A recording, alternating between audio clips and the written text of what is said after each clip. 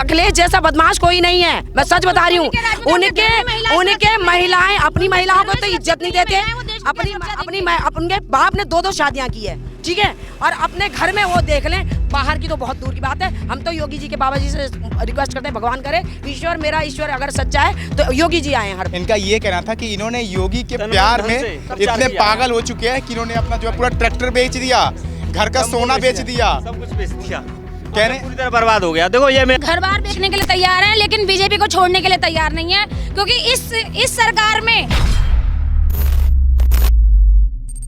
का कहना है कि पहले के मुकाबले में और अब में योगी महाराज के काल में सुरक्षा को लेकर के बात होती है या शिक्षा को लेकर के बात होती है या किसी अन्य कामों को लेकर के, पहले के मुकाबले अब जो है ज्यादा सुधार देखने को मिला है। इस पे आपकी क्या राय होगी? मैं अपनी योगी सरकार के बारे में यही कहूंगी कि आज सुरक्षा के मामले में बहुत आगे है हमारा देश, हमारा यूपी बहुत आगे है, सुरक्षा बहुत है।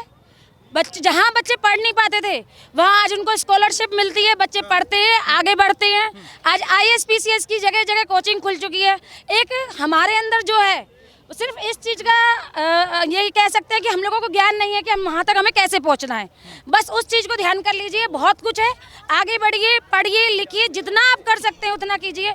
बहुत संघर्ष है, लेकिन उसके लिए आपको आगे बढ़ना पड़ेगा, क्योंकि हम जैसे करोड़ों व्यक्ति हैं जिनको आगे बढ़ना है। हम जैसे करोड़ों व्यक्ति हैं जिनको आगे बढ़ना है, लेकिन करोड़ों के लिए एक आगे बढ़ेगा, एक आगे बढ़ेगा तो 10 आगे बढ़ेंगे। जब तक हम आगे नहीं बढ़ेंगे तब तक हमको कुछ नहीं मिलेगा, कोई आपको हाथ में देने नहीं आएगा। आज कितने लोगों को सामान मिला, कहीं ना कहीं कुछ तो किया होगा उन लोगों ने, कहीं ना कहीं कुछ तो किया होगा उन लोगों ने। आप फोटो डालिए इस चीज का। तन मन धन से प्रचार किया है मैंने, तन मन धन से अपना पैसा खर्च किया है, तन मन धन से प्रचार किया है बीजेपी का, अपना पैसा खर्च किया, जेब का पैसा सोना बेच के खर्च किया है।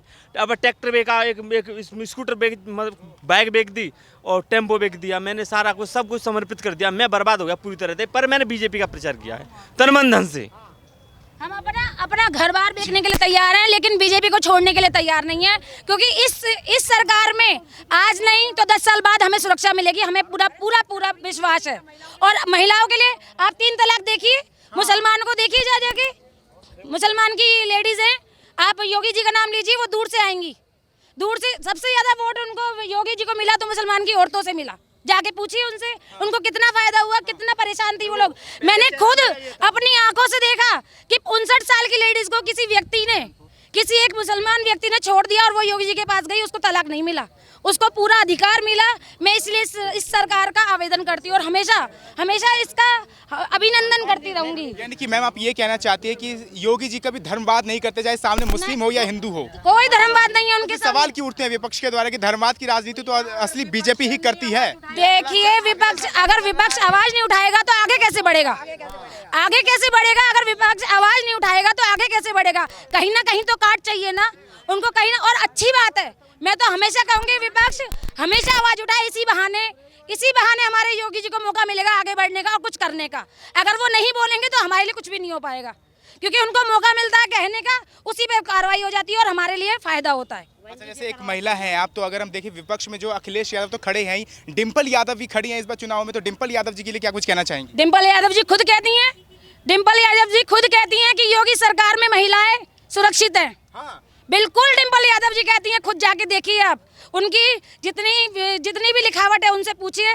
खुद डिम्पल यादव ये कहती हैं कि हमारे देश में अगर योगी जी की सरकार है तो महिलाएं सुरक्षित है। रात के 12 बजे भी निकल सकती हैं, 12 बजे, हम 3-3 बजे निकलते हैं, 3-3 4-4 बजे निकलते हैं।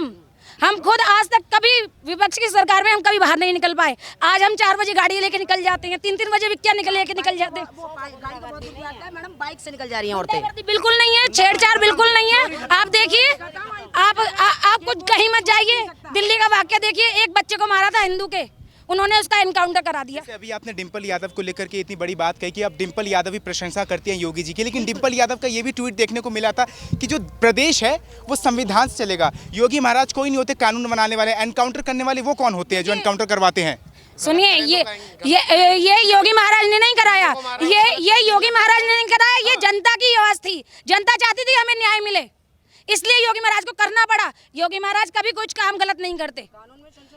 अगर मेरे संग गलत हुआ है, मैं आवाज उठाऊंगी, मेरे संग 100 आदमी आवाज उठाएंगे तो उनको मानना पड़ेगा, क्योंकि हम जनता हैं, उनको आगे बढ़ना है हमारे तरीके से। और उनको मानना पड़ेगा हमेशा, चाहे जी अभी आपके पास आऊँगा। जी मैम, जनता ने ही उनको आज अपने वहाँ पे बिठा रखा है और हमेशा बिठाएगी। जनता ने कहाँ बैठाया? अखिलेश यादव कहते हैं कि ईवीएम ने बैठा दिया उनको। अच्छा, जब वो जीतते हैं तब ईवीएम के बारे में नहीं सवाल उठते। जब केरला में कांग्रेस आई तब नहीं ईवीएम पे वो तो सवाल कहते हैं वो अपनी मेहनत से जीतते हैं ना। कैसे बताइए? जहाँ हारे तो तुम्हारे ईवीएम गलत, जहाँ जीत गए तो ईवीएम ठीक था, है? तो ये क्या मतलब हुआ? ये झूठ है और ये नैरेटिव फैलाया जा रहा है। खास तौर पे सबसे बड़ी बात पता है क्या होता है? जहाँ पर विपक्ष कमजोर होता है ना, तो अपनी अच्छी बुराइयां तो छुपा लेगा, अच्छाइयां बताएगा। एक दो जो इक्का तुक्का जो काम किया गया है, अखिलेश की सरकार में इतना क्राइम था ना, मैं बता नहीं सकती हूँ कि औरतें घर से उठा ली जाती थी। आज लड़कियां, मैं खुद रात को कल कितने बजे आई हूँ पता? 3 बजे आई हूँ अपने गाँव से। और मैं बैलेट की प्रधान हूँ, मौजूदा प्रधान हूँ। योगी जी आने वाले थे तो मुझे ऐसा इतना हर्ष था कि मुझे जाना है उस वहाँ पे, चाहे कुछ भी हो जाए, चाहे मुझे उनके दर्शन करने हैं, बस मुझे ये है। और मेरा दिल से इच्छा है कि वो ही हर बार हो। तो ये जैसे महिला सुरक्षा को लेकर के आप कहती हैं, आप सभी कह रही हैं यहाँ पे कि महिला हाँ, सुरक्षा पहले से सुधार हो चुका है, तो क्या कमी थी जो अखिलेश यादव महिला सुरक्षा को सुधार नहीं पाए? पहाड़ में अखिलेश जैसा बदमाश कोई नहीं है, मैं सच बता रही हूँ। उनके महिलाएं अपनी महिलाओं को तो इज्जत नहीं देते। अपने बाप ने 2-2 शादियां की है, ठीक है, और अपने घर में वो देख लें, बाहर की तो बहुत दूर की बात है। हम तो योगी जी के बाबा जी से रिक्वेस्ट करते हैं, भगवान करे ईश्वर, मेरा ईश्वर अगर सच्चा है तो योगी जी आए हर बार। डिम्पल यादव जी खुद ये बात जानती, जब अगर वो सुरक्षित होती, वो क्यों कहती हैं कि बीजेपी सरकार आनी चाहिए, बीजेपी की सरकार में महिलाएं सुरक्षित हैं? कुछ ना कुछ तो उनके साथ भी गलत है। जब भी तो उन्होंने कहा कि बीजेपी की सरकार में हमारी महिलाएं सुरक्षित हैं, और मैं हमेशा चाहूंगी कि हमारे योगी जी आए और इसी तरीके से अपना न्याय करते रहें। और न्याय करते करते इस देश को किसी दिन इतने परचम पे लहराएंगे जिसका कोई मैं अंदाजा भी नहीं लगा सकती।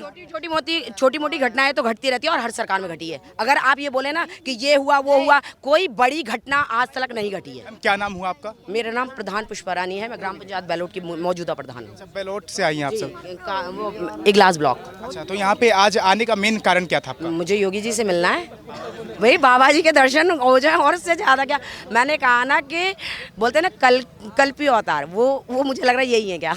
मुझे तो ऐसा फील होता है। अरे योगी जी को कल की अवतार बता दिया। मुझे यही लगता है, क्योंकि देखो जितना भी आज महिलाएं सुरक्षित हैं, और यही नहीं कि उन्होंने सिर्फ एक ही तबके के लिए काम किया है। मैं ब्राह्मण हूँ, ठीक है, मैं ब्राह्मण हूँ, लेकिन मैं आज ये बोल रही हूँ कि उन्होंने जो भी काम किया है सर्व समाज के लिए। अभी जैसे आपने ब्राह्मण कहा कि आप ब्राह्मण समाज से हैं, लेकिन मैं अभी देखिए राहुल गांधी का बर्थडे आया था, जन्म दिवस था उनका 3-4 दिन पहले, और उनको परशुराम का अवतार दे दिया गया। उनके ऊपर जो है रुद्राभिषेक भी किया गया बनारस में। पिता कौन, माँ कौन, हौच पौच और रखा, यही नहीं पता असली बाप कौन है भैया। तो हम कैसे बोल दें कि तुम ब्राह्मण हो? कौन से ब्राह्मण हो यही बता दो, अपना गोत्र बता दो। अगर तुम्हें ज़्यादा पता है, कभी तुम क्रिश्चियन हो जाते हो, कभी तुम मुस्लिम हो जाते हो, तो तुम अपनी ये पहले डिसाइड करो तुम कौन से नेशन के हो। उन्हें ये नहीं पता कि पेट्रोल लीटर में बिकता है या किलो में बिकता है। कभी कभी तो वो बोल देते हैं आलू को सोना बना रहे हैं वो। उनको यही नहीं पता, उनको खुद ये नहीं पता कि मेरे पापा कौन है, तो मतलब क्या बोलेंगे वो। उनको ये नहीं पता, वो विदेश से जाके दुनिया की 2-3 डिग्रियां पढ़ी आए हैं, और हमारे इस मतलब 125 करोड़ व्यक्तियों को चलाना चाहते हैं। क्या आसान है? आसान नहीं है। इस मिट्टी का व्यक्ति ही इस देश को चला सकता है, कोई नहीं चला सकता। अभी देखिए जैसे कि मैं यहाँ पे कहूँ, यहाँ पे तमाम भीड़ देखने को मिल रही है मुझे, और मैं जाहिर से इतना तो श्योर कह सकता हूँ यहाँ पे कि हर एक भीड़ में हर एक व्यक्ति, या नारी हो या पुरुष हो, हर कोई अलग अलग जाति से होगा। तो कहा यह जाता है कि उत्तर प्रदेश की जो राजनीति है वो पूरी जातिवाद पे निर्भर होती है। कौन कह रहा है? मेरा सवाल सुनिए। कौन कह रहा है आपसे? अब कोई जाति नहीं है, अब एक ही जाति है, हिंदू। हम हिंदू। भारत माता की, भारत माता की, भारत माता की।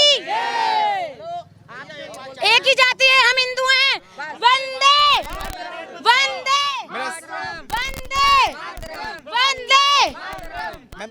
मैं जैसे कि आपने अभी अपने थोड़ी सर, मैं अभी आपके पास भी आऊँगा, मैं देख रहा हूँ आपको, मैं अभी आपको देख रहा हूँ, मैं आपके पास भी आऊँगा, आप सबसे बात करूँगा हमारा। और क्या जी। अभी मैम जैसे आपने ब्राह्मण कहा था कि आप ब्राह्मण समाज से, ठीक है, मेरा सवाल ये था कि अगर मैं उत्तर प्रदेश में फोकस करूँ, देखिए अगर हम उत्तर प्रदेश के ऊपर नजर डालें तो हम देखेंगे कि उधर जो है अखिलेश यादव यानी कि सपा के वो भैया जी मैं एक ही बात कहना चाहूंगी, उत्तर प्रदेश में एक ही जाति है, वो है हिंदू जाति, और कोई जाति नहीं है इसमें। अगर कोई जातिवाद करता है तो वो विवक्षित है। एक बात मुझे एक नहीं जी मुझे एक बात कहना चाहिए। एक सेकंड अभी आपने कहा कि हिंदू एक जाति है, मेरा ये कहना होगा कि इंसानियत जाति होनी चाहिए। हमने यही बोला है। ये तो एक आप समझ, इंसानियत होती है। अब कैसी सबसे मुख्य जो है हमारा है मानवता, सबसे सर्वोच्च धर्म है हमारा, सर्व ऊंचा धर्म हमारा मानवता आज है। हमारा मुस्लिम भाई हमारे साथ खड़ा है और क्या चाहिए हमें? क्या चाहिए हमें? हमारा मुस्लिम भाई हमारे साथ खड़ा है, क्या चाहिए? एक समय था यहाँ कर्फ्यू लगते थे, आज अलीगढ़ में कर्फ्यू का नाम नहीं है। वो तो इसीलिए खड़े की कहा जा रहा है कि डर के मारे खड़े हैं। ऐसा कुछ नहीं है, आप उनसे जाके पूछिए, ऐसा कुछ नहीं है, कोई डर वाली बात नहीं है। कांवड़ यात्रा में पानी पिलाते हुए देखे मैंने। दुकान पे आके मुझसे राम राम बोलते हैं, मुझसे राम राम कहते हैं, राधे राधे कहते हैं आज मुझे मुस्लिम भाई आके। और क्या चाहिए हमें? इन लोग जो विपक्ष के नेता थे उन्होंने हमारी बिरादरी अलग अलग कर करके हमारा देश अलग कर दिया। आज जो सरकार आई है वो एक करना चाहती है हमें, और हर किसी को फायदा हुआ है, हर किसी को। ये ना बोले कि कोई बोले ना, देखिए ये बोल रहे हैं ना कि जातवाद ऐसा कुछ नहीं है। हमारे यहाँ सर्वप्रथम ये है कि जो गरीब है उसको सब कुछ मिलेगा। आप ये बोलते हैं कि भैया मैं अपना हक से ले लूँगा, आपके पास अगर सब कुछ है तो आपको कोई अधिकार नहीं है कि आप उसके लिए अप्लाई करें। गरीबों को दीजिए और उनका सबसे पहले। योगी जी का भी तो यही कहना होता है कि गरीबी एक जाति है, बेरोजगारी एक जाति है, इसे हमें मिटाने का काम वही काम करना है। ये काम हो रहा है। कर रहे हैं वो। आप देखिए कि जितना भी पढ़ने लिखने वाले बच्चे हैं स्कॉलरशिप ले लेके आजकल पढ़ रहे हैं। अगर उनको ज्ञान है, मैं खुद अपने समाज की बातें करती हूँ जहाँ हमारा हिंदू समाज है, स्कॉलरशिप ले लेके आज बच्चे पढ़ रहे हैं। आप देखिए जा जाके विद्यालयों में बेटियों को कितनी सुरक्षा दी जा रही है। आज बच्चियाँ आराम से निकल सकती हैं, स्पोर्ट्स खेल सकती है। पहले बच्चियों को बुरखे में रखा जाता था, आज नहीं रखा जाता। आज बेटियां आराम से घूमती हैं। ठीक है, मैं भी आप दोनों के पास आऊंगा। अभी जब यहाँ पे बातचीत कर रहे थे तो हमारी बात जो है इन शख्सियत से हुई थी। इनका ये कहना था कि इन्होंने योगी के प्यार में इतने पागल हो चुके हैं कि इन्होंने अपना जो है पूरा ट्रैक्टर बेच दिया, घर का सोना बेच दिया, सब कुछ बेच दिया, कहने पूरी तरह बर्बाद हो गया। देखो ये मेरा फोटो है, पहले ये था फोटो में, अब मेरी शक्ल ये बनी हुई है, अब मैं ऐसा हूँ। तो महाराज इतना पागल एक मुख्यमंत्री के लिए क्या जरूरत थी इतना होने की? ना मुझे मेरा अपॉइंटमेंट मिलना है उनसे, मिलने के लिए मैं अपॉइंटमेंट की मांग कर रहा हूँ, योगी मोदी दोनों के लिए। क्या दरख्वास्त करेंगे? अपॉइंटमेंट मिल जाएगी तो मैं मिलूंगा उनसे। क्या कहेंगे मिलके?